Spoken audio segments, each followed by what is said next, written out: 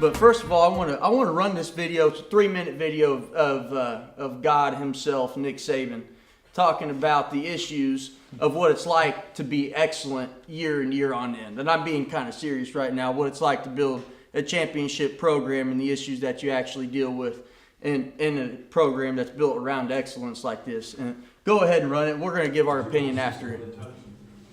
Coach, just as a follow-up to that, probably even in the years that you've been here, 10 years ago, you might have one guy, two guys leave after his junior year. Now 7, 8, 9 guys leave after the junior year. Do you see that on the field in spring practice? Is that a noticeable difference? How pissed he looks. I think there's no question that it's different, but I don't think it's any different here than it is every place else. You know, we've had this conversation, I think, before, but I don't know. I don't really look at it. I've heard 135 guys, 142 guys went out early for the draft. I do know there's some pretty compelling stats out there about guys going out early for the draft. I think in the last 5 years, not counting this year, there's been 380 players or thereabouts go out early for the draft, and 25% of those guys didn't even get drafted. And another 25% weren't on a team in 3 years. So that means 50% of the guys that went out early for the draft had failed careers. Pause it real quick. But if you look at the number of guys that Pause it were real first, quick. That's all I'm going to say. My man is throwing shade. Darth Vader came out with his lightsaber, dude, and he ain't playing around. I'm just saying, dude. Go chase the money bag. I mean, stats, that's all he's saying. Stats. He's totally right. I mean, this is the master of recruiting. He builds this team, and then the guys are like, deuces, I'm going to play and get the big money, and it doesn't happen. They're not. It doesn't always pan out. Yeah. Exactly. Yeah. And like, he has a 4-year commitment on him. Like, I mean, like, he's like, guys, here's honestly, this right is here. something I was talking to you about, KB. Yeah. You got, with your cousin, right? And he goes to a school, guy who's been underlooked. He goes to a school like Kansas and has been there for 5 years. He's been fully developed. Been there 4 years, 5 years, however long it was. Yep. And then decides to go in the draft, and then goes undrafted, falls into one of those stats, but doesn't leave early. It falls in the undrafted stat. Doesn't leave early, but just is undrafted. And he stayed all 4 years and developed him and his attributes as best as he could.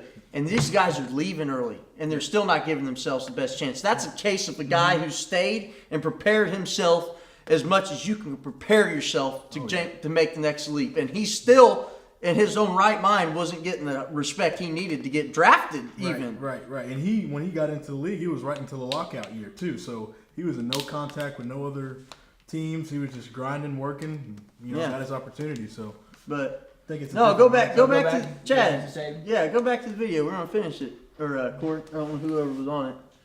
But also too, to kind of expand on that, dude. You were talking about how every year they bring in another guy. I mean, they're always bringing in guys to try and knock Chris Harris off.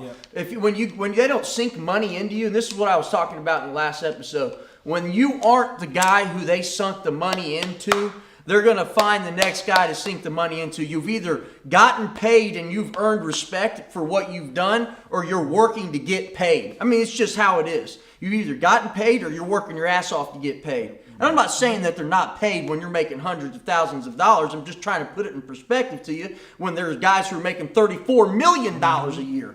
And that's fact. And for years on end, for decades on end. And guarantees even higher as well too. So. Exactly. Yeah. Finish the video because he goes off a little bit. We don't have to finish the whole thing. But if you look at the number of guys that were first and second round draft picks, there were very few guys that had failed careers. Now we have guys that have no draft grades, 7th round grades, free agent grades, 5th round grades that are going out for the draft. And, the person that loses in that is the player. You got your 3rd round draft pick, and we had one here last year. I'm not mentioning any names. Goes and starts for his team, so he's making 3rd round money, which is not that great. Be the first guy taking his position this year probably and make $15, $18 million more. So the agent makes out, the club makes out. Now they got a guy that's going to play for that kind of money for 3 more years. All right, and everybody's out there saying, we'll get to your next contract. Well, there's obviously a pretty 50% of these guys are never getting to a next contract. And that doesn't mean all the rest of them got to one either. So it's the culture and it's the trend. You can pause it right there. And basically what he's saying is they're not even making it out of their rookie contract. Their CBA contract, which I've done enough research to know what that is is that it's a 3 to 4 year contract. Your cousin probably signed one as a rookie. Yep. You don't get more. They can't sign for big time bucks, and you sign a 3 to 4 year contract unless you're a top round pick like he's talking about. Yeah. And if you don't make it out of that 3 to 4 year contract, which isn't really big money anyways, then you aren't getting your money. Period. Nobody's picking And you got to earn your money in that 3 to 4 years when you're not. Yeah, that's just how it is. You got to work hard for that. You gotta go get it. And but what's sad is that you just got people chasing the money bag. And honestly, what sucks is that you got a school like Alabama that has got a well-oiled machine where he's won 4 or 5 national championships with the program, and they see him like a viable candidate to get them there.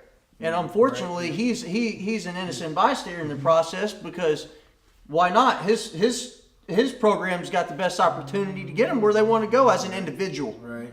You know, and so that you do get guys that have that higher caliber 5-star guys, blue chip guys coming out of IMG and all that stuff. Yep. But there is a level of selfishness that comes into it because they have their own personal agenda. And we got a lot of people feeding into their ears. I mean, Yeah. you got a lot of agents now these days. I mean, people, especially if you're going to a big school like that, they're already thinking you already got the opportunity above everybody else to get drafted. Yeah. I mean, word goes around. You played at Alabama, they're going to look you up. I mean, and plus, Saban gives the guys some chance to actually get that opportunity too. So I mean, I know how he recruits. So It's hard to not chase the money though, Right. too. I mean, these guys that go there, they eat the calf every day. You know, I mean, they're fed well, but I mean, like I said, I mean, you're going and you're sitting there and you don't have money, you don't have to run around money, you don't have to play around money, and they see these dudes in the NFL run around. It's awesome to them. So they want to chase the money, and they're also evaluating the fact that, do I want to get beat up and bruised up another year here at Alabama, or do I want to get beat up and bruised up with the NFL? At least I'm, hurting myself while I'm under NFL contract versus playing